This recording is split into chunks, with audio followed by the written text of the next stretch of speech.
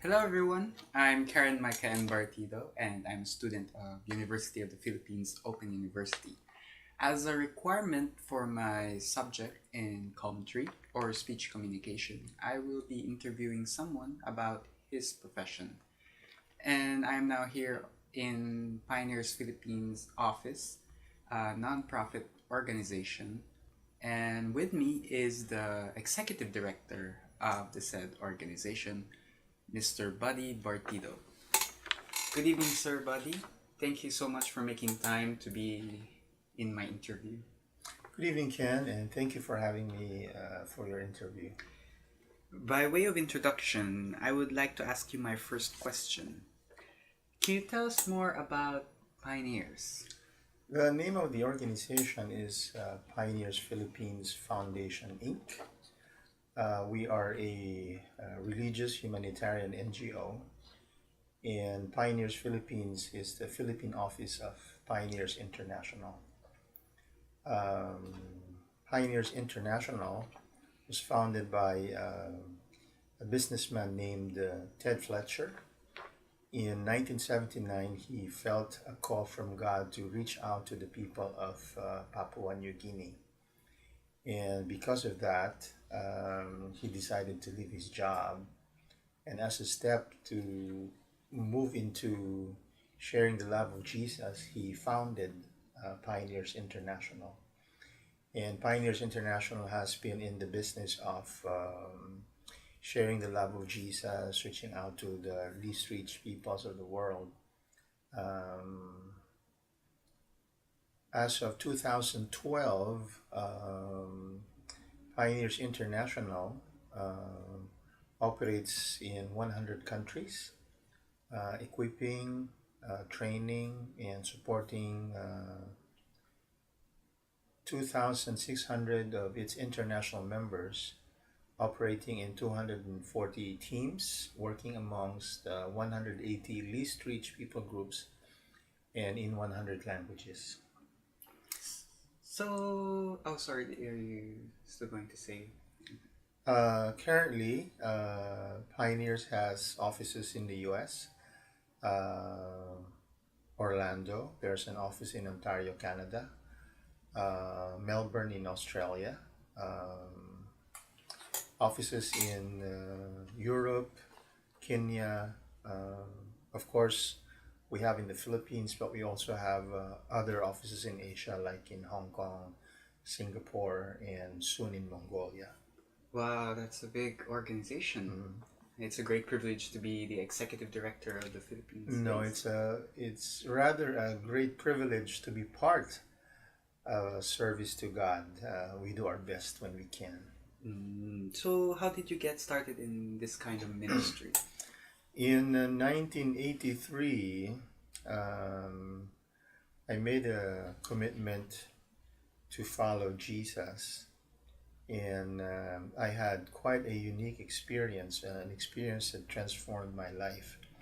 Many would understand that experience as a born again experience, but that born again experience led to transformation. It's not something that you do one time, but your transformation happens at school, at home, and in whatever you're doing. Um, when I left the university, I've always been connected with God with the desire to share um, His love to other people wherever He takes me. I landed a corporate job in, I would say, with a certain amount of success. And with that, I was able to put up my own businesses. And my businesses grew from one to two to three to four. But when the dot com crash happened in the early 2000, we were very badly affected. Um, with the rapid fall of the peso during that time, it made business very, very difficult for us. And we started losing clients, which eventually caused us to start losing business.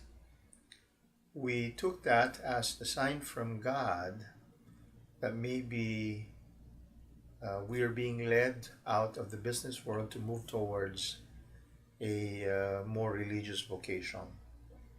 And after much prayer, my wife and I decided that it's time to go into ministry full time.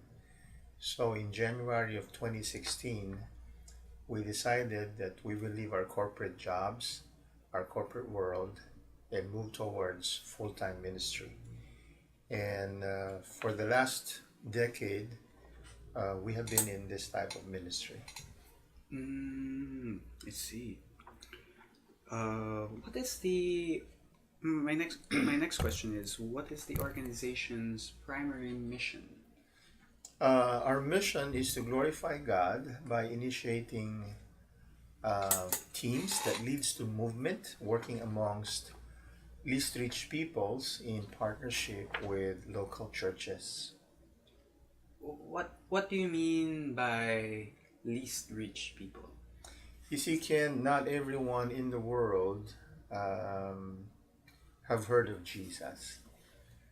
In the world, we have about 16,000 unique ethno-linguistic groups, which means each of these people will have their own unique language. Out of these 16,000 around the world, only about half of them have heard about Jesus. So there are still about 7 to 8,000 peoples who have no access or who are not aware that God sent His Son Jesus to die on the cross for them. Because they have very little knowledge, we call them or we refer to them as the least reached groups.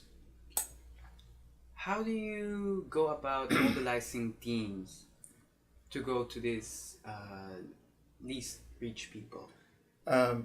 Because the nature of our work involves some form of spiritual consciousness or sensitivity, um, people from church are the ones who would be more likely interested in the work we do.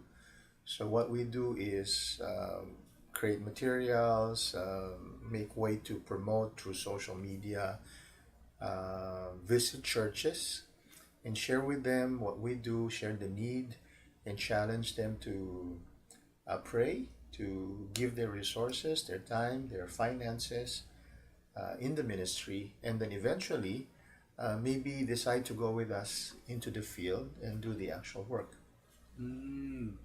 Have the organization achieved any milestones?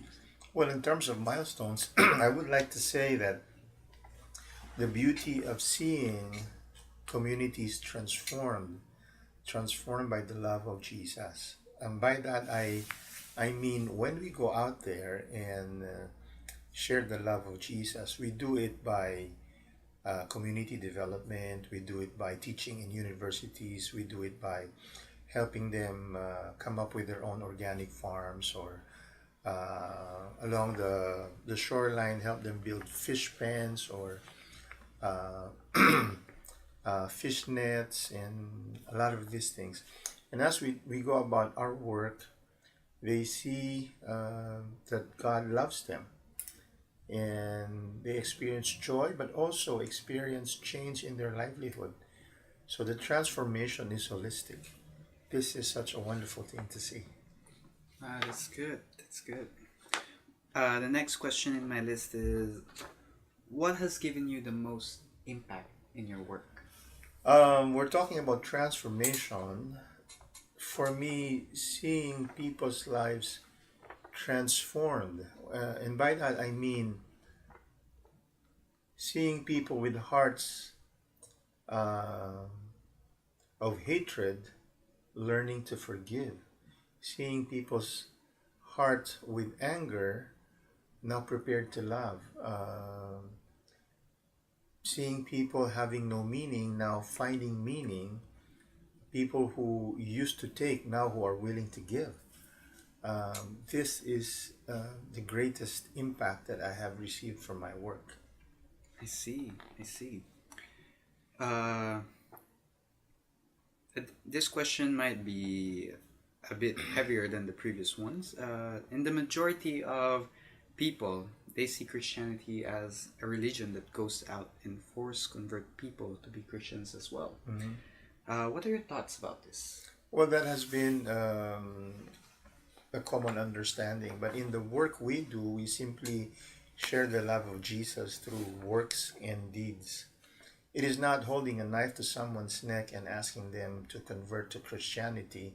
Our work goes beyond religion. Our work involves establishing a relationship with God, and by that I mean a person acknowledging that there is a God who created the universe and who created us. And as we do our work, and if they find that they need to establish that relationship with God, they can do that on their own freely while remaining in their own culture. We are not asking them to convert to a different culture or change their lifestyle. It is up to them to find themselves establishing that relationship with God. I see. I see. For this is our last question for this interview. For everyone watching this video who might be interested in joining this ministry, what are your messages for them? Well, for those who are interested to go into what we're doing, I would say that for those of us who have heard of Jesus, experienced His love, His grace, His forgiveness, we have to take the responsibility of sharing this to others as well. We need to take the active step of sharing what we have received from God so that others might receive His joy also. I see we've reached in the end of my interview. Thank you again, Sir Buddy. It has been a fruitful discussion. I do hope that this discussion of ours have explained it to our viewers, and they are well informed about how the organization goes. Thank you again once more. Well, thank you. The thanks is mine as well. I appreciate our time.